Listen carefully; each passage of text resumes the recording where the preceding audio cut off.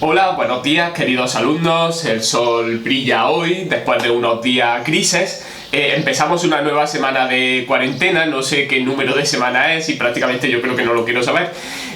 Pero sí os quería decir, antes de comenzar con la explicación, que, bueno, la verdad me alegra mucho responder vuestras dudas y me alegra mucho corregir vuestros trabajos, especialmente trabajos que es algo curioso para un profesor. Muchas veces creo que están mejor hechos y sobre todo mejor presentados, sobre todo en un caso como el mío, de lo que yo habría hecho pues con vuestra edad en una situación como esta. Así que seguir así, ¿vale? Porque creo que muchos de vosotros estáis aprendiendo bastante.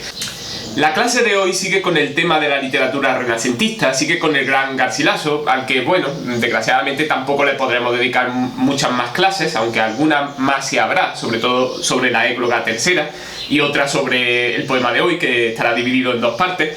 Nos centraremos hoy en el comentario a lo que es la Oda a la Flor de Nido. Le dedicaremos dos vídeos a ese comentario, ya que es un poema pues bastante denso, es bastante complejo. Este poema muchas veces se nombra como canción quinta y, vamos, aparece así clasificado en muchísimas ediciones de la obra de Garcilaso, y lo veréis así también por internet si ahora lo tecleáis. Esta denominación en realidad no es muy adecuada, lo que pasa es que es muy tradicional y prácticamente no creo que se llegue a cambiar, ¿no? Porque la canción era una forma poética que deriva básicamente de Petrarca, y cuando uno lee el cancionero de Petrarca, pues bueno, cada pocos poemas aparece una canción, que suele ser un poema relativamente extenso, de una extensión que podríamos decir media larga, que está escrito en estancias de canción, en estancias, es decir, esa estrofa que vimos en algún vídeo anterior, que no tenía una forma fija, pero sí una regla, con una fronte, con una sirima, un verso de enlace, ¿vale? Y que además solía rematarse con un envío, que era una estrofa normalmente más corta, un poco especial, en la que el poeta, de manera metapoética, que es cuando la poesía habla de sí misma, pues se dirige al propio poema, a la propia canción, y bueno, pues le pide a lo mejor que lleve su mensaje a la persona amada, o le comenta algo. Es un ejercicio retórico bastante curioso, ¿no? Eso del poeta hablando con su propio poema.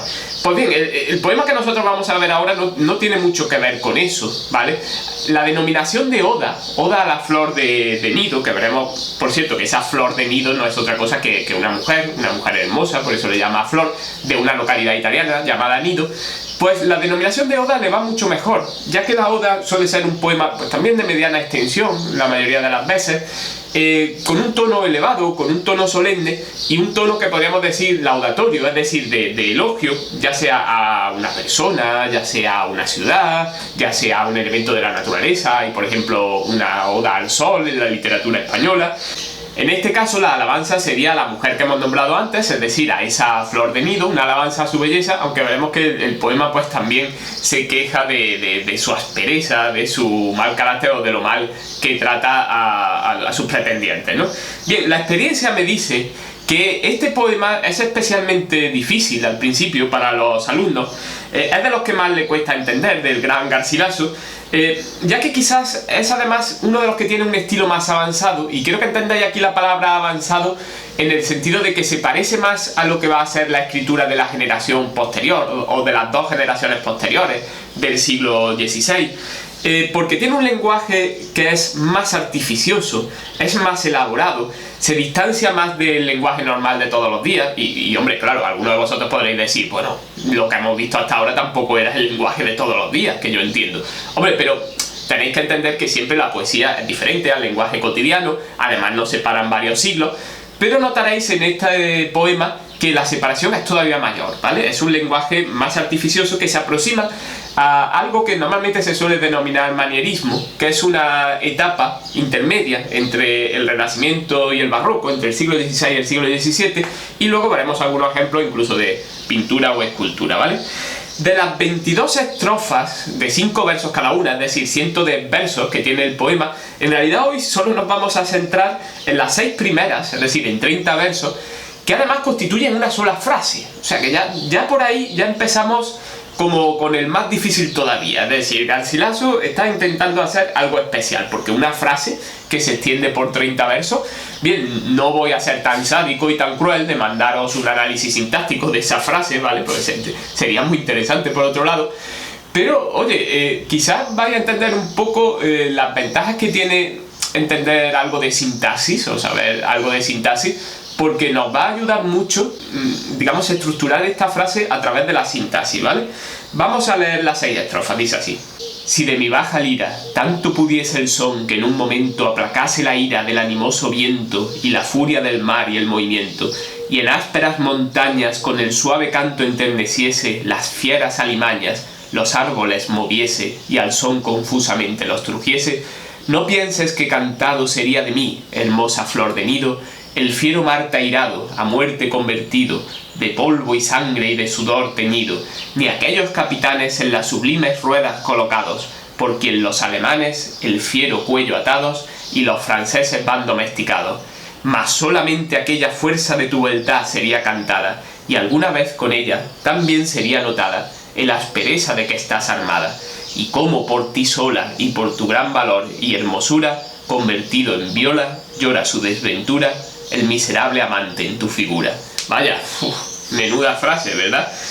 Bastante cruel, como he dicho antes, sería como profesor de lengua pues mandarla para un análisis sintáctico, pero como también he señalado, es justo lo que necesitamos. Necesitamos un poco de sintaxis para entenderla, y la vamos a dividir en 3 partes, y la primera de las partes no es nada más y nada menos que una oración condicional, es decir, se pone una condición, y de hecho la primera palabra del poema es el sí sin acento, el sí condicional, ¿vale?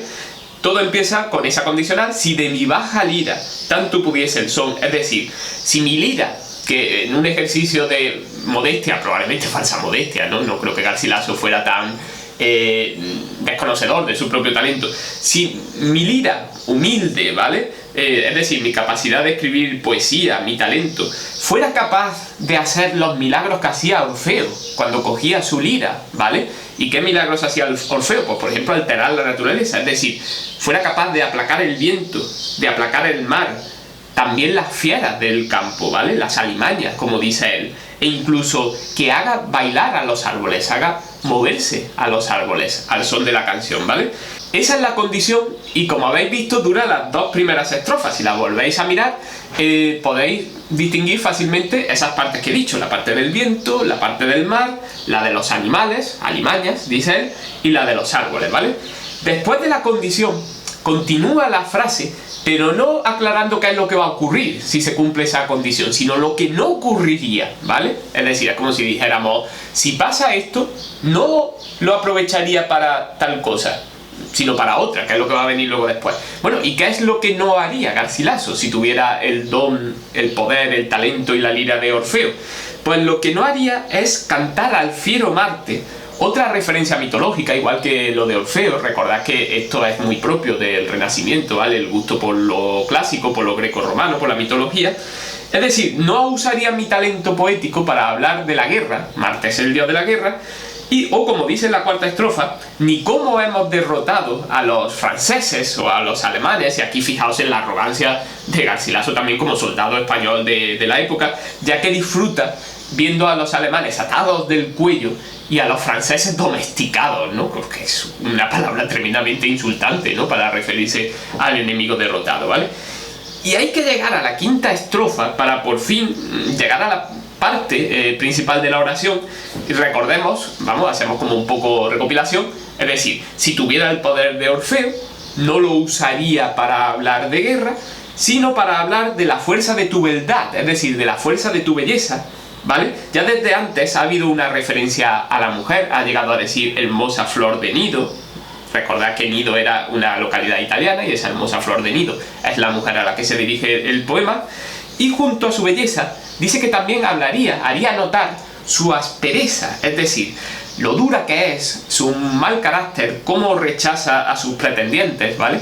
Y fijaos en el curioso juego de estos verbos que están en condicional, ¿vale? En pasiva, pero en condicional también. Sería cantada, sería notada, es decir, si yo escribiera un poema sobre vos, pues, si lo hiciera, hablaría de vuestra belleza, Y también pues me vería obligado a hablar de vuestra crueldad, que no es lo que estoy haciendo ahora, ¿eh? Eso es si lo hiciera, no me lo reprochéis, porque lo estoy diciendo en condicional, bueno, en el fondo lo está haciendo, ¿no?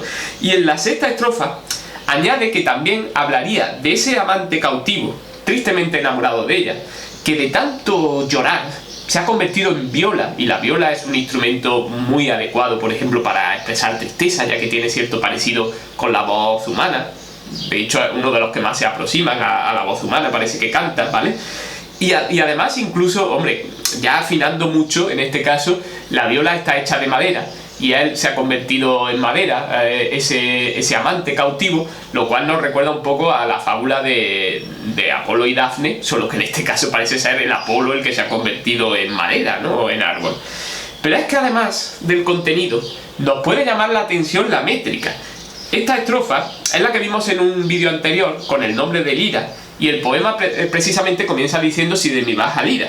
Este poema es el que dio en español el nombre a la estrofa, y cuando Garcilaso de la Vega dice aquí lira, no es que esté diciendo si mi estrofa de 7 y 11 sílabas combinados, 7A, 11B, 7A, 7B, 11B, no, él se refiere a la lira, al instrumento, a esa pequeña arpa portátil, ¿no? Podríamos llamar, con la que los poetas antiguos pues recitaban sus versos, igual que un cantautor callejero de hoy en día pues se acompaña con la guitarra, ¿vale? La lira se había convertido en general en un símbolo de la poesía, y bueno, precisamente todo deriva de aquí, o sea que este poema podría cobrar derechos de autor por el nombre de Lira, ¿no? Si eso fuera posible. Recordad que la estructura es 7A, 11B, 7A, 7B, 11B, la rima es consonante.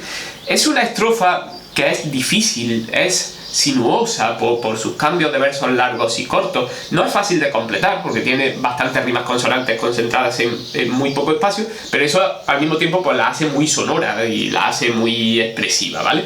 Antes he dicho que el poema tenía un estilo más artificioso que otros anteriores. Si lo comparáis con algunos de los sonetos que hemos leído, sobre todo de la primera etapa, o si lo comparáis con la égloga primera, yo creo que quizás ya habréis sentido esa dificultad, empezando por esa frase tensa que dura 30 versos, las referencias mitológicas que el poeta da por hecho que se entienden y que se van a pillar, porque no llega a explicarlas, ¿vale? Esta es la diferencia, como hemos dicho antes, entre el estilo del primer Renacimiento y un estilo que se suele llamar manierista, que se va haciendo progresivamente más complejo y que acabará derivando en lo que se denomina barroco. Me despido, digamos, con algunos ejemplos tanto de lo que podríamos llamar obras de arte, pintura y escultura de ese primer Renacimiento, y otras que se acercan más al manierismo o incluso al propio barroco, para que apreciéis un poco la diferencia.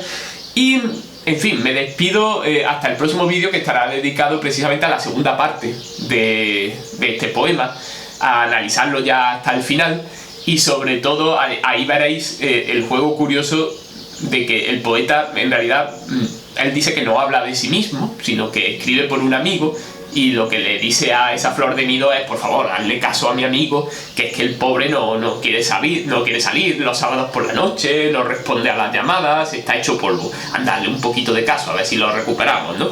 A nuestro amigo. Bien, hasta entonces, feliz día a todos. Una vez más os vuelvo a decir que están muy bien muchas de las tareas que me estáis mandando, así que me despido hasta el próximo vídeo. Hasta la próxima.